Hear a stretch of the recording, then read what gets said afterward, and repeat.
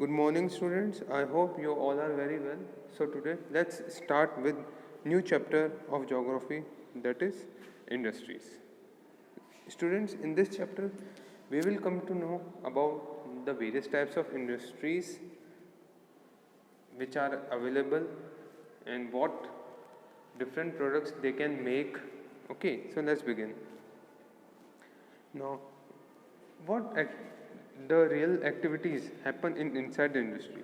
There are secondary activities or processing activities or manufacturing activities that changes the raw material into a product which has more value to the people or to the customer. Basically, in industry, the thing which happens is they process the raw material into semi-finished product or a finished products, which could have possibly the more value for the people or for the customers. You have seen a pulp was changed into a paper, and then those paper collectively makes a notebook. So this is a processing. What? There is a pulp from a tree. Okay, then the pulp is changed into paper, and then many papers change into notebook. So these are the processing activities, and these represent the two stages of manufacturing process. The second point. Now, the paper is made from the pulp, and clothes are made from cotton, wool, etc. They have their value added because of the processing or transformation at each or various stages. And by this process or by this transformation, the finished product or the final product which we get, they had more values and utility or usage than the raw material of the same product. Okay, let's move forward. Now let's classify the industries. Industries can be classified on the basis of three terms. First is raw materials, second is size, and third is ownership. Now, what are these three things? We'll discuss. Now, how the industries is being classified on the basis of raw material? We'll see that. First is agro-based industry. What they use? They use plant and animal-based products and their related raw material. For example, food processing, vegetable oil making, dairy products, leather industries. These are the example of agro-based industries. So whenever you see or you listen about the term agro-based, then you must have in your mind that agro-based industries are related to agriculture and animal products. Okay, let's move forward. Second is mineral-based industry. These are the very primary industries that are which uses minerals, material, and the products of these industries. They act as the feeding product for other industries.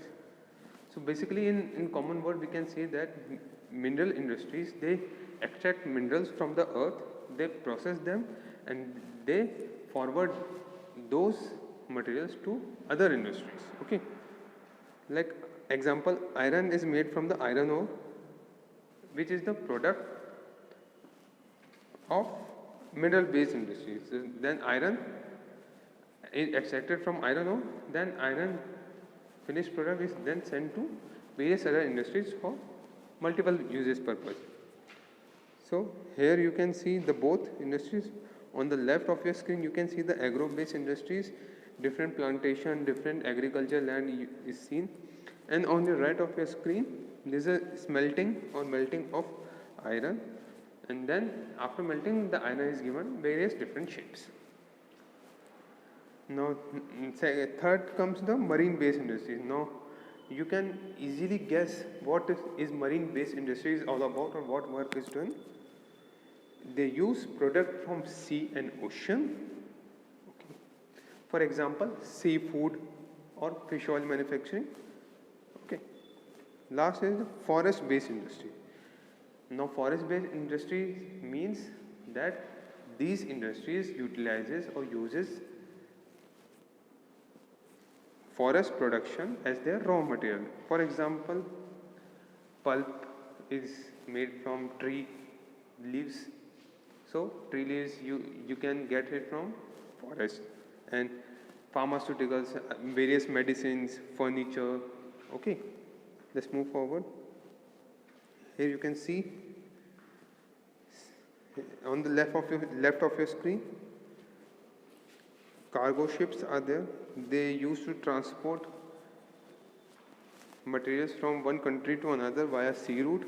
And on the left of your screen, you can see paper-based industry, which is being, you all know that where the papers come from, pulp, then paper after processing, and then from paper notebook is made. Okay, let's move forward. Now, on the basis of their size, first is small scale industry and second is large scale industries. On the basis of size, basically we classify or differentiate industries on three terms. First is capital invested, second is how many people are employed, and the third is what amount or what volume of production they are giving in a month or quarterly, half yearly or annually. Now let's talk about the small scale industries. Cotton or household industries are a type of small scale industry where the products are manufactured by hand or by the people themselves without the help of modern technology. For example, basket weaving, pottery, or other handmade handicrafts. They are the example of cotton industry.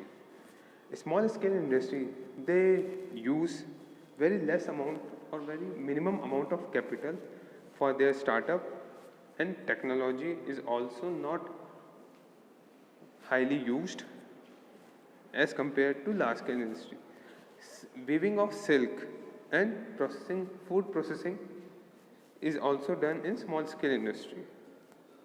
Now let's talk about the large scale industry. These are the producer of products in first large volume, second high amount of capital or money is invested, and third is very latest technology or superior technology is being used, and there are also many more people or many manpower involved.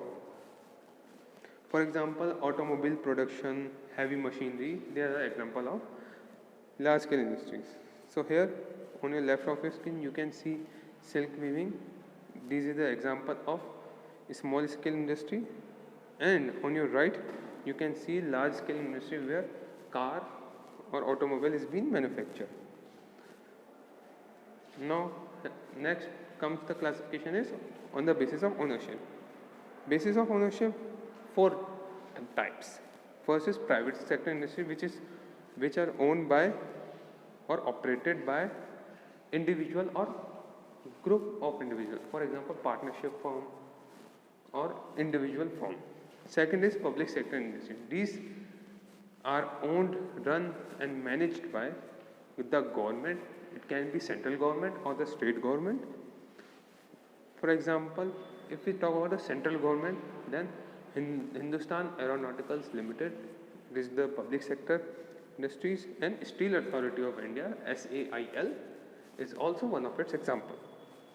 Third, joint sector industries. These are owned and operated in partnership nature by government as well as the private individual. Fourth is cooperative sector industries. These are owned and operated by supplier of raw materials and workers or both. Okay. For example, you have Anand Milk Union Limited, that which you all know in common is Amul. These are the example of successful cooperative industries. Now, what are the factors that affect the location of industries? First, in the very most important is raw material availability. It is very major or important factor which affects the location of any industries. If we talk about if the raw material is easily available, then there will be many industries set up in that area or nearby to that area. And if industry is set up in that area where related raw material is not available, so that industry could not be able to survive for long time.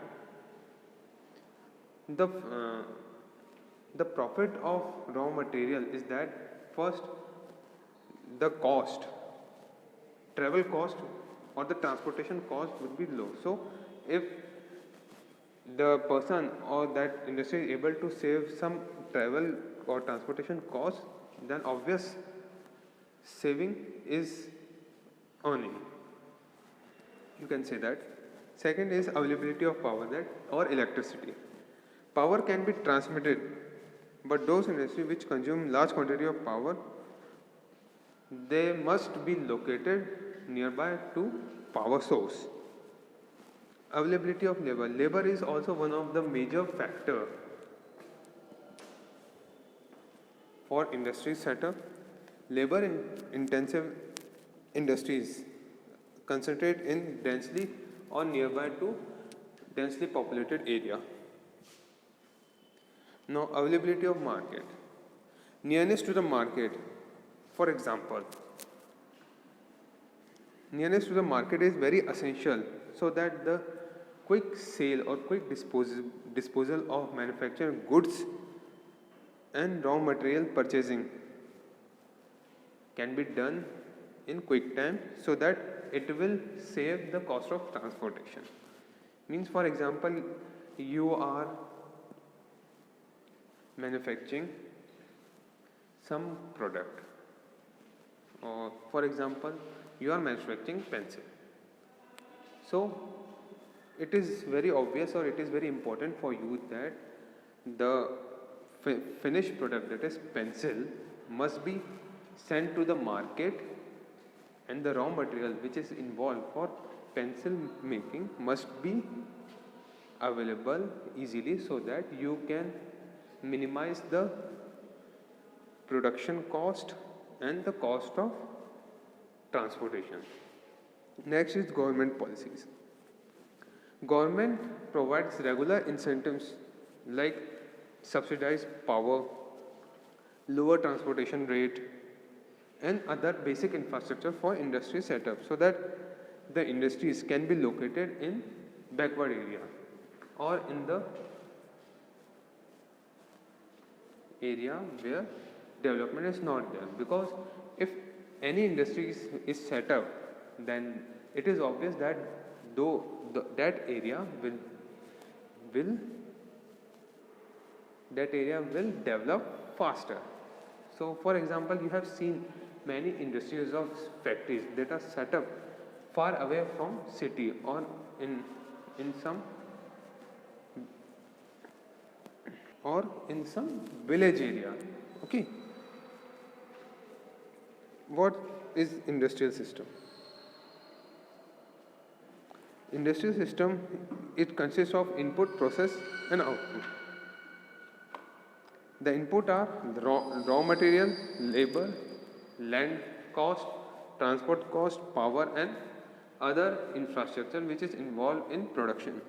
The process includes wide range of activities which convert raw material into finished products, and the output is the end product or the product which is ready to sell in the market, and income is earned from it. If we talk about, for example, textile industries, the industrial system in textile industries is that input is cotton, the human labor which makes the product, the factory or the place in which product is being made, and the transport cost. Okay. And now what is the processing? Spinning, ginning, weaving, dyeing, printing, etc. And the output is the shirt or the trouser or the jeans